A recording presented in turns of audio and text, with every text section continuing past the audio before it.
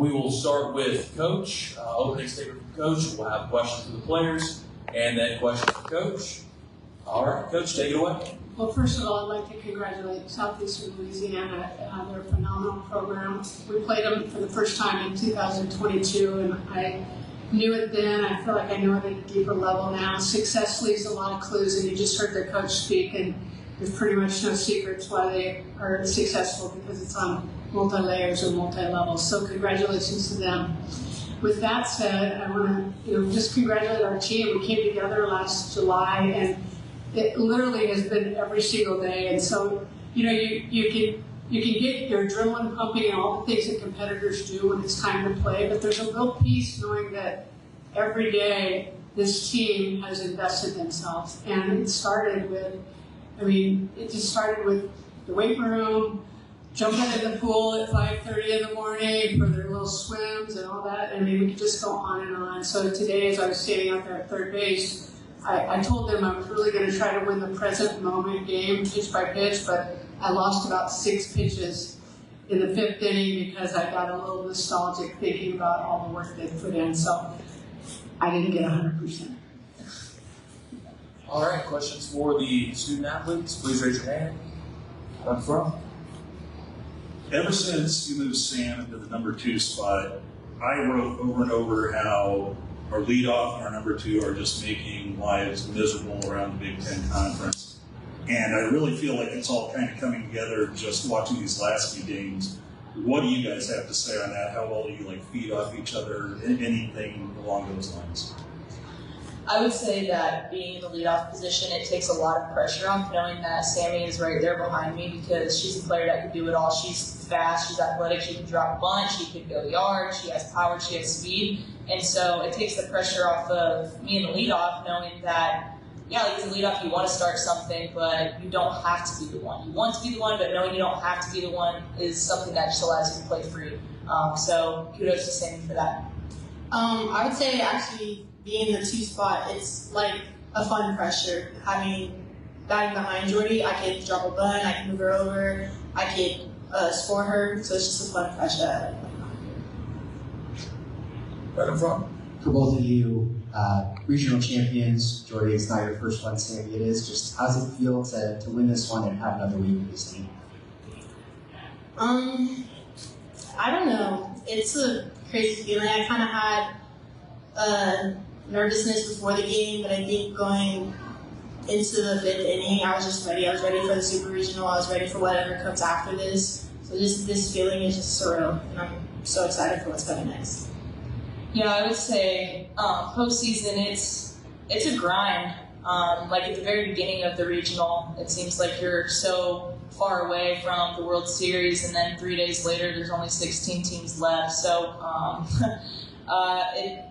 on our journey, we have one goal. It's not to make it to regionals or make it to supers or make it to the World Series. It's to win the World Series.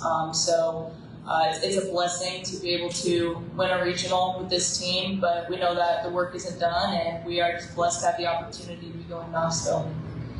And Jordy, you've said multiple times this year you want to be there playing your best softball again, and run ruling these 3 games, 2 very excellent teams. Just what do you think about the quality of softball you play this week? I think our team has been doing a great job of being focused on ourselves, and it never matters who's in the other dugout. We talked about that this morning. We talked about it before regionals. We just want to be focused on ourselves, and that's when we are playing our best softball. So I would say that we are doing that right now, and we're going to start prepping and be doing the same thing the rest of the way here. Any more questions for the athletes? Go last one right here. For Jordy, I'm sure you've been asked this a lot, but obviously a Nebraska native, how special has it been coming home to put on for your home state, having won 2 World Series at Oklahoma, and now being just 2 wins away from going back to Oklahoma City? Getting to experience it now, I think the one word that comes to my mind is just what a blessing it is. And I know that the Lord's the author of my life, and there's just so many surreal moments lately where I just step back and I'm like, wow, you're so undeserving just to be able to experience this and to have these amazing teammates to do it with and just make it all the sweeter. And I would say, just a blessing.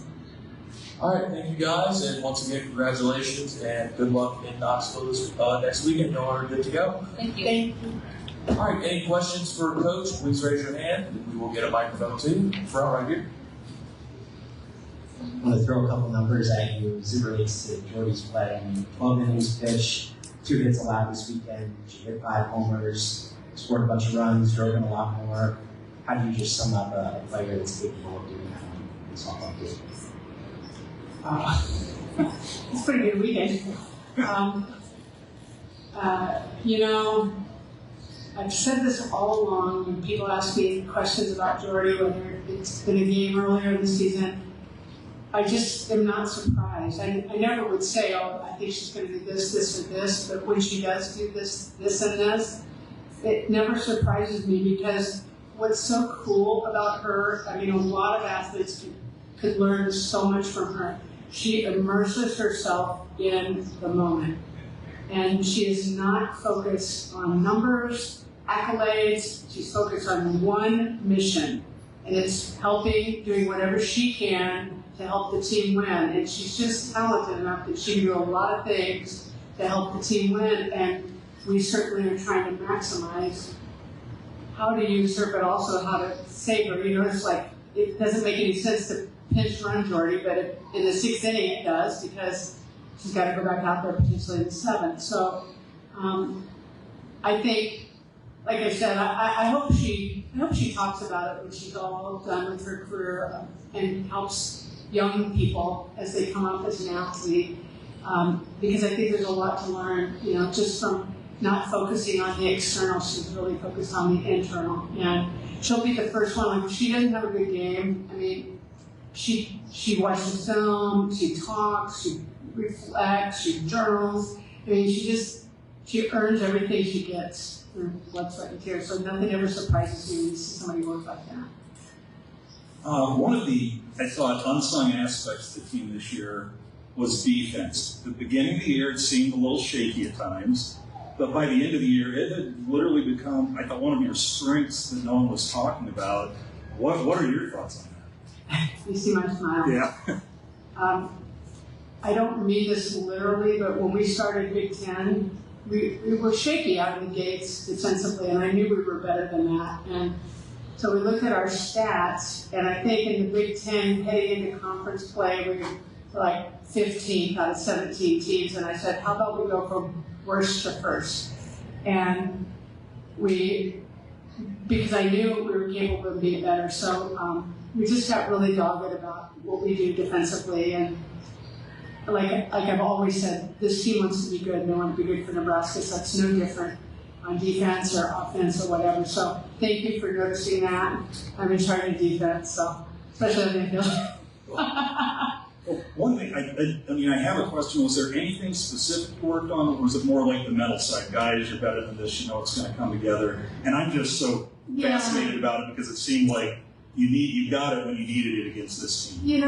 It's both. I mean, I had them one night looking at stuff from high home and looking at their timing hops, like, are we on time? You've got to help us, because when I'm calling pitches, I'm not watching the timing hop.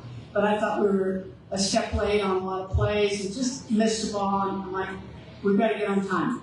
Or it might be working on angles, or it might be working on transitions. I mean, you're going to work a lot of different things physically, but then there's a mentality that goes with it, like, no, we're going to be a shutdown defense. I think it has to start there.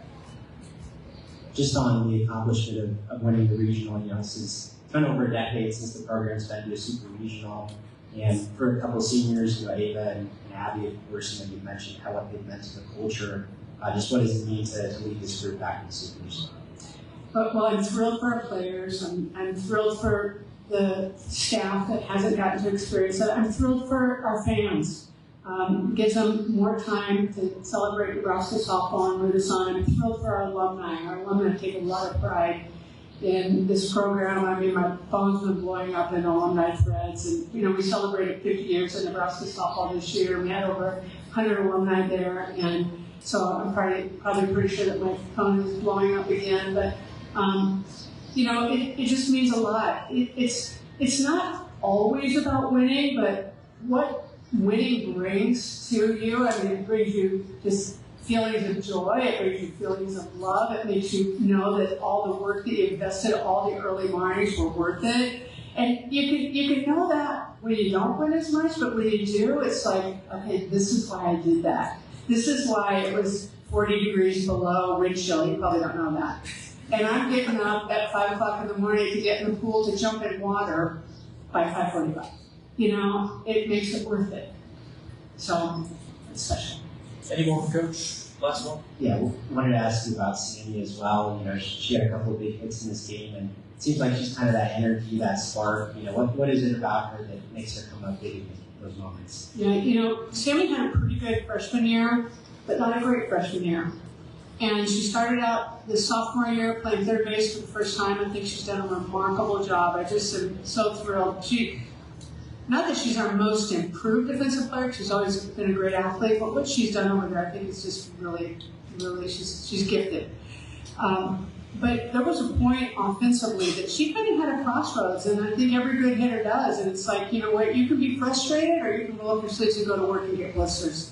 And she rolled up her sleeve, went to work, got blisters. And so now you have to tell her, you know what, the bat's looking a little heavy, to get out of the cages a little bit. So, you know, I love that. You'd rather trim a bushy tail than help somebody try to grow one, right? So Sammy's bushy tail is in full force, and we're trimming it. And she's just a great athlete. And I agree with what Jordy said. You know, when Jordy was injured last year, she probably doesn't remember this. We were in the middle of the game, and she said, you know, I don't know where Sammy will play next year. I don't know where she'll hit, but I want her close to me.